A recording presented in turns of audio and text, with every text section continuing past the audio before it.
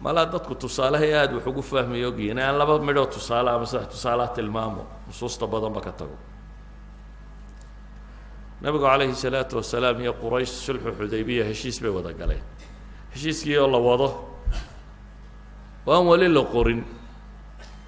ayaa waxayse soo taageen nin muslima abu jandal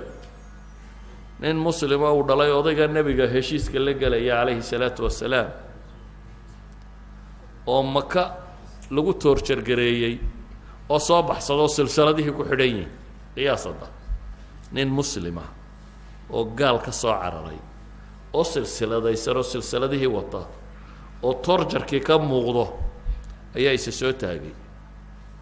ninkii gaalka ahaa wuxuu yidhi waxaan heshiiska ugula galo kambaa ugu horreeya heshiiska waxaa ka mid ahaa qodobadiisa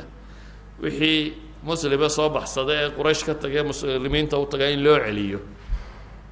wixii muslim ka soo ridoobay xagga usoo cararana inaan la soo celin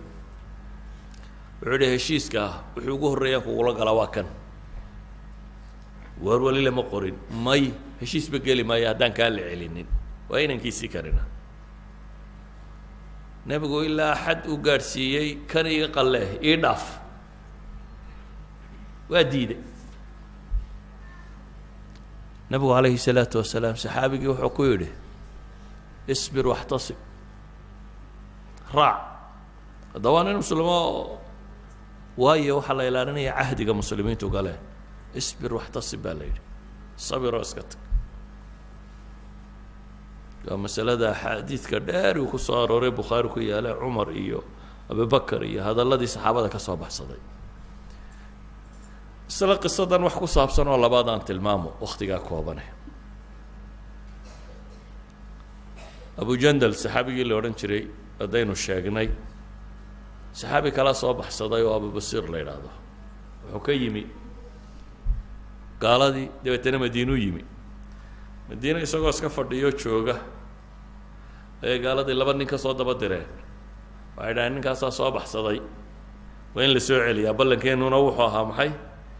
inaad celiso wixii xaggayaga ka yimaado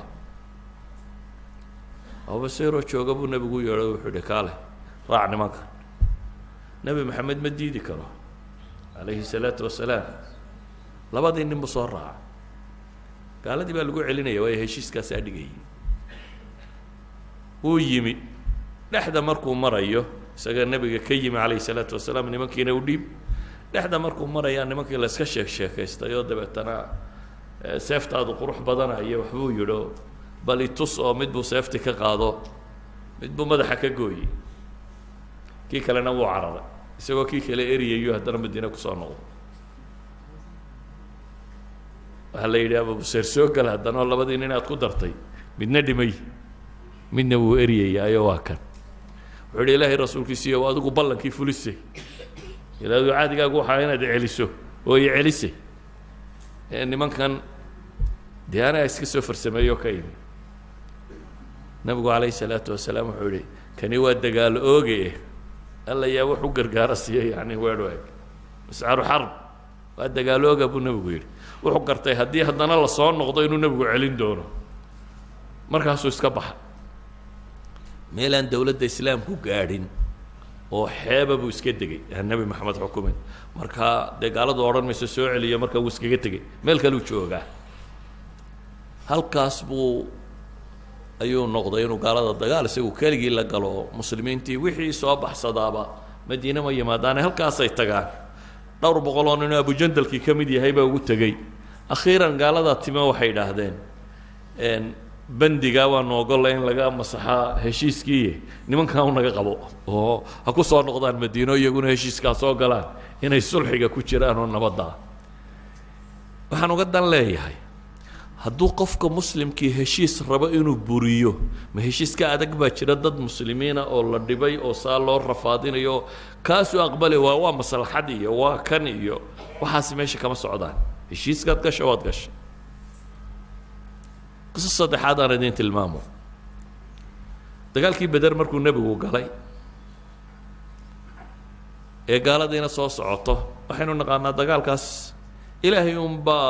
isku soo beegay laakiin saxaabadu kumay talagelin iyo nebigu inay dagaal galaan waxay moodayeen inay nimankii xoolahoodii qaatay safar ay leeyihiin inay iyaguna soo qabtaan unbay ku tala jireen laakiin safarkiina waa baxsaday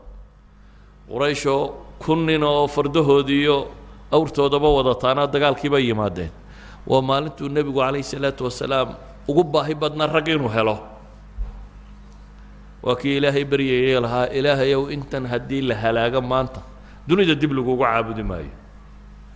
weedhihii nebi maxamed lahaa bay ka mid tahay yacni waa meel uu 300 oo nin iyo kusuur wato qolada kalena 1,000 ayiin ku 3 laabmaan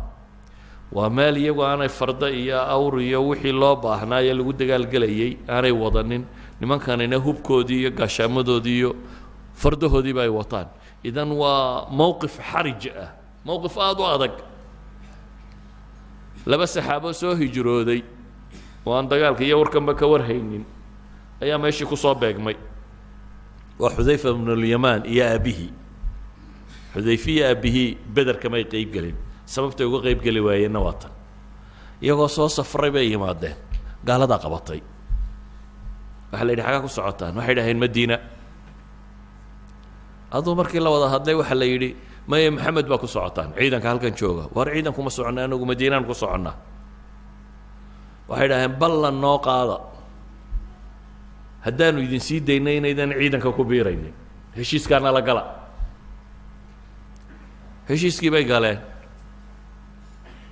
ciidankaa ku biiri mayna anagu madiina ayaanu qabanaynaa heshiiskaasaa lagu soo daayey dabeetana nebigii bay u yimaadeen calayhi salaatu wasalaam nebi maxamed oo ciidan u baahan bay la joogaan waa muslimiin gaala la ishayaa waxay dhahaan ilaahay rasuulkiisiiyo dee nimankii waana qabteen heshiis baanaanu la gallay heshiiskiina saasuu sheegayaa maxaanu samaynaa wuxuu nebigu ku yidhi xadiiskii saxiixu muslim ku yaalay nafii lahum cahdahum ballankoodaan u oofinayaa ilaahayna waa u tala saaranayaa iska taga buu yidhi labadii saxaabi heshiiskay soo galeen sidoodaan ugu fulinayaa buu yidhi nebi maxamed baa ballanka buriya layga maqli maaye madiinadiina iska qabta baa la yidhi ilaahayna waan u tala saaranaya haddii mawaaqifta sidaa u adag uu nebi maxamed ilaaliya calayhi salaatu wasalaam mawaaqiftaa halista ah heshiisuu isagu galay iyo mid ay saxaaba soo gashayba miduu isagu galay iyo mid ay saxaaba soo gashayba mawaaqif dagaal oo adag oo uu rag u baahan yahay haddii uu fuliyey waxa ka sokeeya maxaad u malaynaysaa markaa contract baa mushtare iyo haweeney la guursaday iyo cuhuudda uu galo qofka muslimka ahi waa sidaa uu nebigu u sheegay laa diina lah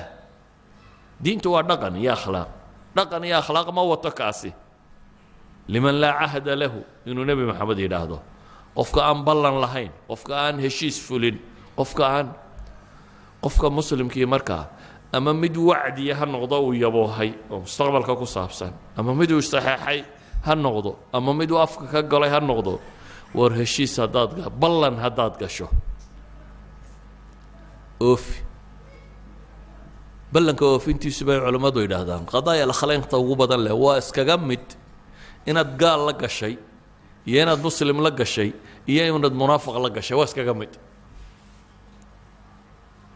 waa gaalo oo waynu iska khiyaamaynaynaa war muslimku wax ma khiyaameeyo qadrigana kuma dhaco qadrigu waa ballan furow intaad dadka wax la gashay inaad xagga kale ka weydaanato bale axaadiistu waa kuwa tilmaamaya aakhiro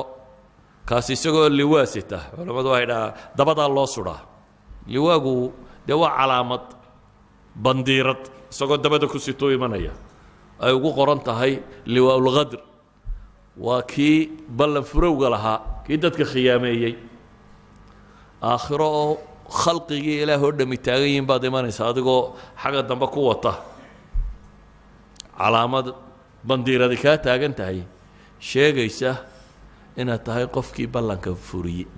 buriyey haddaba qur-aanka in badan baa ku aragteen aladiina yanquduuna cahd allah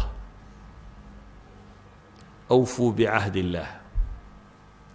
in badan baa ku aragtay aladiina yasiluuna maa amara allahu bihi an yuusal in badan baa ku aragteen iyadoo ilaahay tilmaamayo waid akhadnaa miihaaqakum aw miihaaqahu in badan baa waxaas oo dhami waa ballamo ilaahay ballankaad la gashay fuli kow waxaad rabbi ballan la gashay kad laa ilaaha ila allah tidhi waxa weeyaan ilaahu keligaa baan ku caabudaya ballankaasaan galay محمد رسول الله مركز تدين وحويان طريقي النبي محمد بن كوكو عابدية جيت كلا شيء حرماية فولي بلنكا وحاد بلن مسلم كان لقى شيء فولي مد جور هالنقضو مد باع مشتر هالنقضو مد مدح نما هالنقضو مد كدوني هالنقضو وحاد بلنكا شو فولي وانا الدين maadaama waqtigu kooban yahay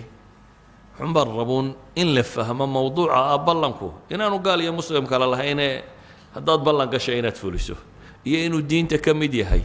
iyo nabi maxamed calayhi salaatu wasalaam sida uu weyneeyey inuu khudbad kasta u akhrinayo inta badan uu akhriyi jiray sida xadiidkaasi tilmaamayo qur-aankana aayaadka haddaan isnaana ururiya waa bilmia waa ka badan yihiin almithaaqu waalcahdu waalwacdu iyo walcaqdu wixii ku saabsan ee qur-aanka ku soo arooray waa aayaad aad u tiro badan leh waa waxaa lagu kala soocayo gaal iyo muslim iyo munaafiq xadiidkii sheekhu akhrinaya waa maqlayseen saddex qofkii laga helay inuu munaafiq yahay calaamaat almunaafiqiin inay tahay ama afar qofkii laga helaa inuu yahay munaafiq khaalis ah waxaa ka mid ahaa cahdiga in la fuliyo duu qofku ballanka iyo cahdiga buriyo inaanu ahayn islaamnimadii sax ahaayee xagga nifaaq camaliga inuu sii socdo idan nafyu liimaan meesha yaallaa culammadu waxay yidhahdaan ama nafyu diinkani waa nafyu lkamaal bay culammadu u badan yihiin ama ay ku tilmaamaan laakiin dee hadduu noqdo inaad laa ilaaha illa llah buriso wuxuu noqonayaa nafyu liimaankii rasmiga ahaa hadduu noqdo cahdigii aad ilaahay la lahayd inaad buriso ama nebi maxamed la lahayd si dhaba inaad u buriso meel khatar u gaadhaya idan cuhuuddu meel sare oo nafyuliimaanka gaadhi kartana way yeelan kartaa iyo diinba in laga anfiyo meelo ka hooseeyana way leedahay laakiin naqdigu marnaba islaamnimo kuma qumana waxaan ku soo koobayaa markaa ilaahay intaad ka cabsato iska hubi waxa aad gelayso wixii aad ballan gelayso ama cahdi gelayso mid shaqo ha ahaado mid guur ha ahaado mid dowladnimo ha ahaado mid madaxaad la galaysa ha ahaado mid aad gaal la galaysa ha ahaado wuxuu doonabaa noqdo iska hubi haddaad se gasho oo saxeexdo ha burinin cahdiga ha burinin haddaad iqaalo dalabto isagu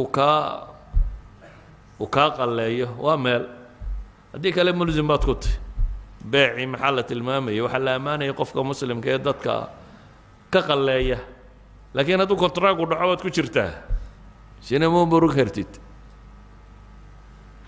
marka ilaahay aan ka cabsanno diinteenna ilaashanno sala allahuma calaa muxamedin wacala aalihi wasaxbihi wasalam walxamdu lilaahi rabbi alcaalamiin